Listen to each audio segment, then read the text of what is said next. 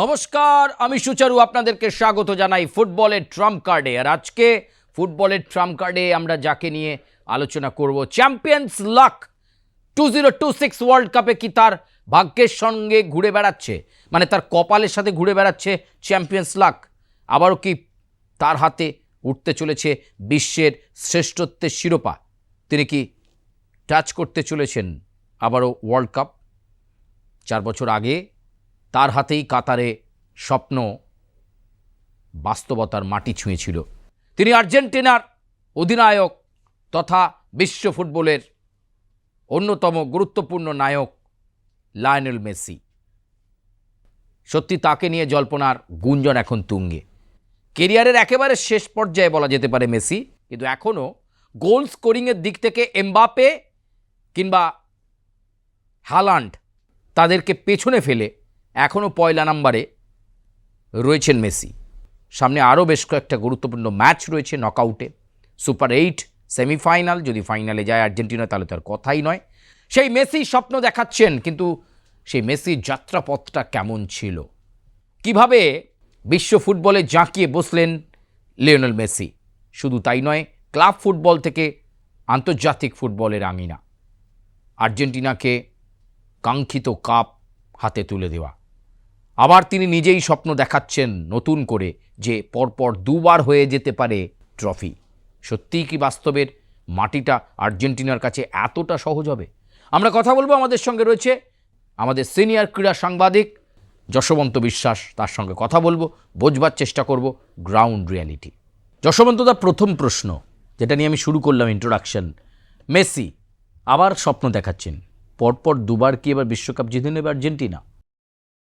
হ্যাঁ সুচারু, দেখো আমরা অনেক দিন তো হয়ে গেল করতে করতে বারবার একটা কথা আমি যেটা ফিল করি, আমার মনে হয় তোমার আমার সাথে আমাদের যারা দর্শক তারা সহমত হবেন, যে চ্যাম্পিয়ন্স লাক বলে একটা না কথা আছে। চ্যাম্পিয়ন হতে গেলে কিন্তু লাক ছাড়া পারবে না। অর্থাৎ তোমার যে প্রচেষ্টা সেটা 80%। একটা বল উঠেছে, তুমি যদি ঝাঁপ না দাও তাহলে তো ক্যাচ পাবে না, এটা পরিষ্কার সুচারু। আবার ঝাঁপ দিলে পরেও যে তুমি ক্যাচটা ধরতে পারবে, তালুবন্দি করতে পারবে, এটাও কিন্তু বলা নেই।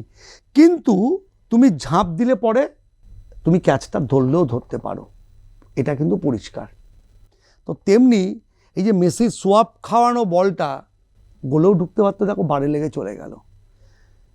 এরকম একজন মহাতারকা, আমরা একটু পরে আরও বিস্তারিত আমাদের দর্শকদের কাছে যাব যে কী কী রেকর্ড মেসির। পেনাল্টি, দুটো পেনাল্টি মিস, তাহলে একটা বিশ্বকাপে 10 গোল, অর্থাৎ 2 অঙ্কের যে সংখ্যা। এখনও পর্যন্ত কোনো বিশ্বকাপে এককভাবে যারা গোল্ডেন বুট বা বল পেয়েছেন বিলো দ্য 10, 2 সংখ্যায় কেউ পৌঁছাতে পারেনি।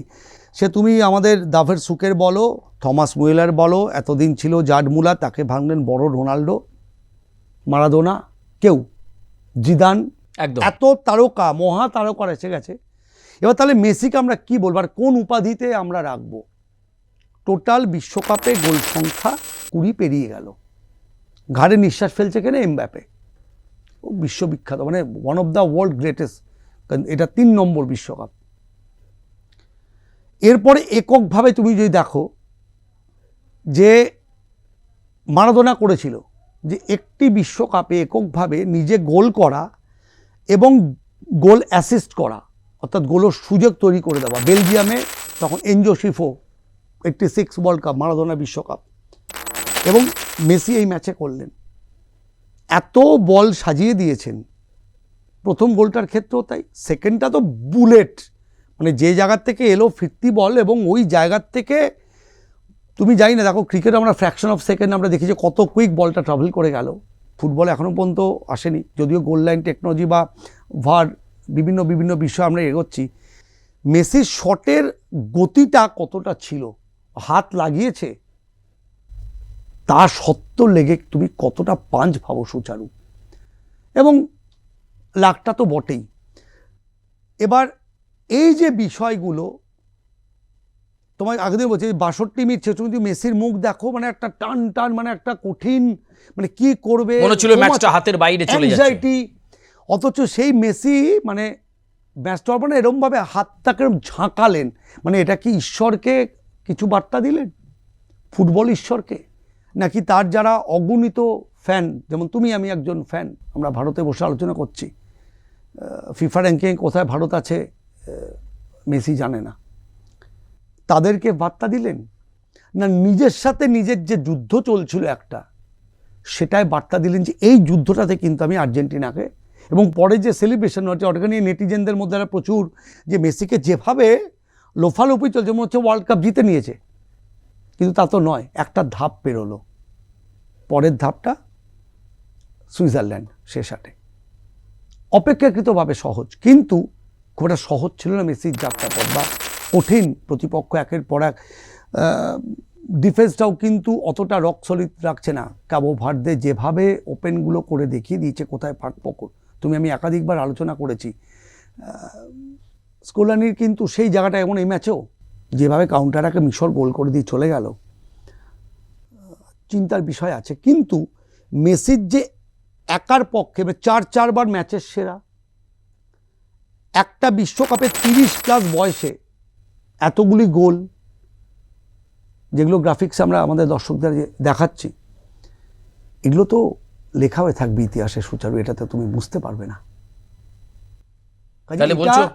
মানে মহানায়কের ওপরেও যেন আমরা বাংলায় মহানায়ক উত্তম কুমারকে বলি, এই কথায় একমত যে মেসি অপ্রতিরোধ্য লায়নেল মেসি? দেখো এই মুহূর্তে বাস্তব তো সে কথাই বলছে, নাকি মেসিকে কে ঠেকাবে, এমবাপে নাকি হালান্ড? দেখো এটাও আমি তুমি জ্যোতিষী নই, আমরা ফুটবলটা দেখে যতটা উপলব্ধি করি সেটাই আমাদের দর্শকদের সাথে রিলেট করি। আমরা কেউ ফুটবলে বড় কোচও নই, আমরা সব ফরমেশন টেকনিক্যাল কথা বলতে পারবো না। আমরা যেটা ফিল করি আমরা সেই ফিলিংসটা অনেস্টির সাথে বলি, সেই জন্য হয়তো আমাদের দেখছে দর্শক, আমাদেরকে আশীর্বাদ করছে, ব্লেস করছে, রাইট, এবং আমাদের কথা মিলছেও। এবার তুমি যে বলছো যে হালান্ড, হ্যাঁ নিঃসন্দেহে বড় প্লেয়ার, একটা নরওয়ের মতো টিমকে টানা এবং টেনে এই পর্যায়ে ওঠানো, এবং কতটা কাম অ্যান্ড কুল থাকলো, নড়াচড়া দেখলে মনে হয় একটা রোবট, ঠিক মানে এত কুইক স্পিড নিচ্ছে। তুমি আগের দিনের গোলটাও যেটা দিল দেখে মনে হচ্ছে হাঁটছে, অ্যাকচুয়ালি হাঁটা না, কিন্তু অ্যাক্সিলারেট, এবং ঠিক সময় ঠিক জায়গায় পৌঁছানো, এটা কিন্তু একটা বড় স্ট্রাইকার বা যারা অ্যাটাকিং বসে তার একটা লক্ষণ। যেমন মেসি গন্ধ পায় গোলের, মারাদোনা পেতেন, গোলের গন্ধ পায় এরা বোঝে ঠিক কোন জায়গাটায় পৌঁছালে পরে বলটা আসতে পারে, এবং বলটা এলো, এবং ওখান থেকে 2-2 করা মুখের কথা নয়। হ্যাঁ এই যে চাপটা, এটা মিশর তখন আর নিতে পারলো না, যেহেতু অপেক্ষাকৃত দুর্বল, অনেকটা অপেক্ষা কম এক্সপিরিয়েন্সড। যখনই অ্যাটলেটিকো মাদ্রিদে খেলা এবং ইন্টার মিলানে খেলা, দুটো বড় স্ট্রাইকার তারা নামালো, খেলার ফরমেশনটা স্কোলানি চেঞ্জ করলেন, যেটা আগের দিনও বলছিলাম যে তিকি টাকা ছোটো পাস, প্রচুর পাস খেলছিল, সেই আমরা পরিসংখ্যান দিয়েছি। লং বল খেলতে শুরু করলো, লং বল থেকে দেখো রোমেরোর ফার্স্ট গোলটা, এবং সেকেন্ডটাও কিন্তু তাই, হেডে, অর্থাৎ গোলকিপারটা কিন্তু অসম্ভব ভালো খেলেছে সুবে, তাকে পরাস্ত করতে গেলে এটাই তখন প্রথম অপশন, তো সেটাই ওরা নিয়েছে। এবার যদি আসি ফ্রান্স মরক্কোর ম্যাচ, সুপার 8 থেকে সেমিফাইনালে পৌঁছে যাওয়ার পর্ব।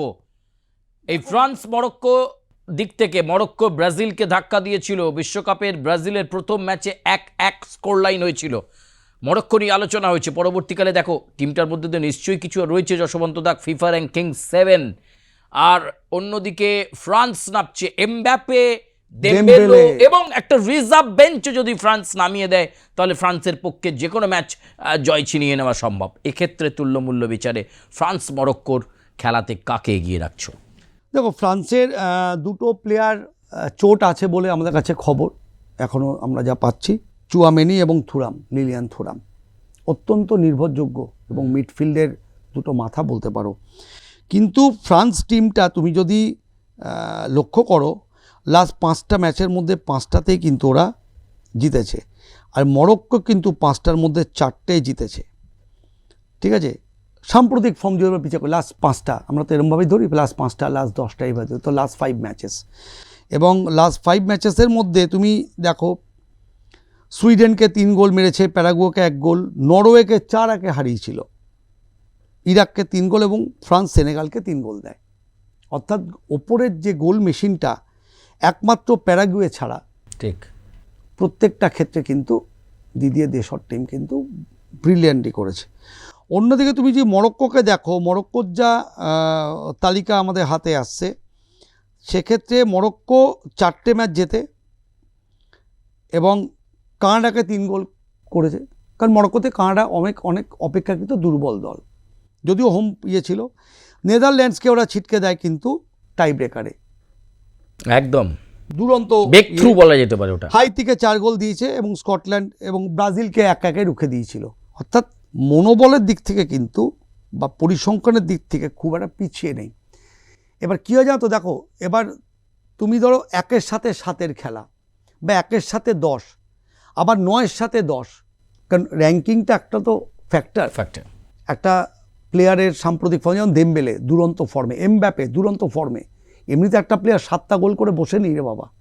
তার মানে তার প্রতি এই যে বারবার বলছি যে পাসিং যে বলগুলো, সেটা গ্রাউন্ড লেভেলেই আসুক বা এরিয়াল বল, অর্থাৎ দুটো উইং, দুটো হাফ থেকে গিয়ে তুলবে বা দুটো ক্রস করবে বা ডেড বল সিচুয়েশন লাইক ফ্রি কিক বা আমাদের কর্নার আদায় করে নেওয়াটা কিন্তু একটা টেকনিক। তো সেই দিক থেকে ফ্রান্স তো নিঃসন্দেহে এগিয়ে। কিন্তু আবারও বলছি, যেহেতু আমরা ওরমভাবে বলো শেষ 8, আসলে টপ 8, এখন টপ 8-এ মরক্কো উঠে এসছে, মানে তাকে কোনো রকম আন্ডার এস্টিমেট যে শব্দটি করার জায়গা নেই, ঠিক করা উচিত তারা। এবার মরক্কোকে তাই বলে কি ওরা প্রেশার না, ওরা একদম বিন্দাস কাইন্ড অফ, মানে যা ছবি খবর আসছে থ্রু ইন্টারনেট, আমরা যা দেখছি ফ্রান্সের যে অফিসিয়াল যে ওয়েবসাইট, সেখান থেকেও খুব কাম অ্যান্ড কুল, খুব প্রেশার ওদের দেয়নি। এবং এরা মোটামুটি ওপরের দিকে অ্যাটাকিংটা 2 থেকে 3টে অ্যাটাক, অর্থাৎ উইং নির্ভর অ্যাটাক এবং মাঝমাঠ নির্ভর অ্যাটাকিং মিডিও যে অ্যাটাকটা গোলের, অর্থাৎ অপোনেন্টের বক্সে প্লেয়ারের সংখ্যাটাকে বাড়িয়ে নেওয়া, সেই সঙ্গে নিজেদের ডিফেন্সটাও কিন্তু অপেক্ষাকৃত এখনও পর্যন্ত ফ্রান্স কিন্তু অনেক কম গোল খেয়েছে। তুমি যদি আর্জেন্টিনা এসব বড় দলের সাথে কম্পেয়ার করো, সেই জায়গায় দাঁড়িয়ে সুচারু ফ্রান্স নিঃসন্দেহে এগিয়ে কোয়ার্টার ফাইনালে। এবার কোয়ার্টার ফাইনাল খেলাটা চাপ, এই যে ছিটকে যাওয়া নকআউট পর্ব, এই যে বলছিলাম মেসির নকআউটে এতগুলো গোল, ঠিক, এমবাপে নকআউটে এতগুলো গোল, গ্রুপ স্টেজে গোল করা, নকআউটে গোল করা, ফারাক আছে। সব দিক দেখতে গেলে, অর্থাৎ কোচের অভিজ্ঞতা, টিমের যে ভর এবং একক যে ক্যারিশমা, 3টেতেই কিন্তু France well ahead compare to the Morocco team. কিন্তু মরক্কোর কাছে নাথিং টু লুজ, লোকের বলেও তো জানা কথাই ফ্রান্স জিততই। এই যে জায়গাটা, এই মানসিকতা, যে লড়াইয়ের কথা আমরা ক্যাবো ভার্দের আগে বলেছি বা মিশর ম্যাচের আগে আমরা বারবার বলেছি, আমি কাউকে ছোট করছি না বা আমরা নিজেরাও বড় হতে চাইছি না, কিন্তু আমাদের মুখ দিয়ে যে শব্দগুলো বেরিয়েছে ইটস অল রেকর্ডেড। আমরা কিন্তু বারংবার বলছি মিশর ম্যাচ কিন্তু খুব একটা ইজি ম্যাচ হতে যাচ্ছে না, হয়ওনি। কাজেই এই ম্যাচটাও হয়তো ফ্রান্সই শেষ 8-এ হাসবে, কিন্তু ভালো ফুটবল আমরা দেখব, যে রাত জাগবো, চিত্তাকর্ষক ফুটবল, ভালো ফুটবল দেখব, ভালো পাসিং ফুটবল, বেশ কিছু ভালো থ্রু, ভালো কিছু অ্যাটাক, ভালো কিছু মুভমেন্ট, ভালো কিছু সেভ অলসো। কি রে, তোর বেশ র্যাশ হয়েছে দেখছি। হ্যাঁ রে, কি করবো বলতো, র্যাশগুলো কিছুতেই কমছে না। অনেক কিছু ইউজ করলাম তবুও কমছে না। আমার মনে হয় তোকে কোনো একজন ভালো ডার্মাটোলজিস্টের কাছে দেখানো উচিত। তুই ঠিক বলেছিস, কিন্তু কোনো ভালো ডার্মাটোলজিস্ট থাকলে একটু সাজেস্ট কর না প্লিজ। এই তোর তো একবার র্যাশ হয়েছিল না, তুই কোথায় দেখিয়েছিলিস? তুই একবার গরিদেবী হসপিটালসে দেখাতে পারিস, ওখানে ভালো এক্সপিরিয়েন্স ডার্মাটোলজিস্ট আছে। আমারও সেম প্রবলেম হয়েছিল, এখন ওখানে ট্রিটমেন্ট নিয়ে আমি এখন ঠিক আছি।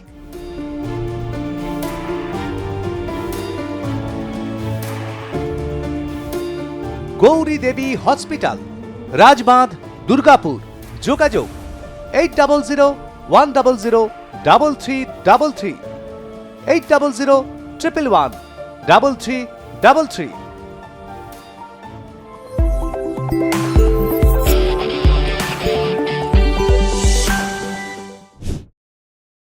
অনেক ধন্যবাদ যশবন্তদা। আমরা কথা বলছিলাম আজকের ফুটবলের ট্রাম্প কার্ডে, একদিকে মেসি আর একদিকে ফ্রান্স মরক্কো নিয়ে কথা বলছিলাম। আজকের মতো ফুটবলের ট্রাম্প কার্ডের পর্বটা এ পর্যন্তই। তবে আপনারা কমেন্ট করতে ভুলবেন না, লাইক করবেন, সাবস্ক্রাইব করবেন, বেল আইকনে প্রেস করবেন এবং অবশ্যই আপনারা আপনাদের মতামত জানাবেন। ফুটবলের ট্রাম্প কার্ডে কোনো বিশিষ্ট প্লেয়ার সম্পর্কে আপনারা যদি জানতে চান, অবশ্যই আপনারা কমেন্টে জানাবেন। এবং আগামী পর্ব অবশ্যই থাকবে যে ফ্রান্স মরক্কো ম্যাচে ঠিক কী হলো এবং কে কাকে পেছনে ফেলে দিল, কে সেমিফাইনালে পৌঁছে গেল, তার বিশ্লেষণ আপনারা নিখুঁতভাবে পাবেন। তবে আজকের মতো এ পর্যন্তই। আমরা দুজনেই আপাতত বিদায় নিচ্ছি। ধন্যবাদ।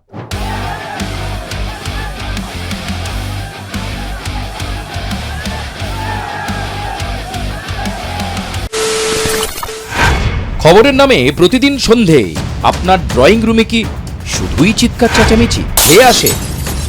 বিতর্কের নামে চলে গালাগালি আর কাদা ছোড়াছুড়ি। এবার সময় পরিবর্তনের, কারণ আমরা কান ফাটানো চিৎকারে বিশ্বাস করি না। আমরা বিশ্বাস করি খবরের সত্যতায়। আমরা কোনো পক্ষের হয়ে গলা ফাটাই না, আমরা সাধারণ মানুষের হয়ে প্রশ্ন তুলি। চিৎকার নয়, শুধু খবর হবে যেখানে বিতর্ক আছে কিন্তু কুৎসিত ঝগড়া নেই। সঠিক তথ্য, বিশ্বস্ত খবর। নজর রাখুন আর প্লাস নিউজে।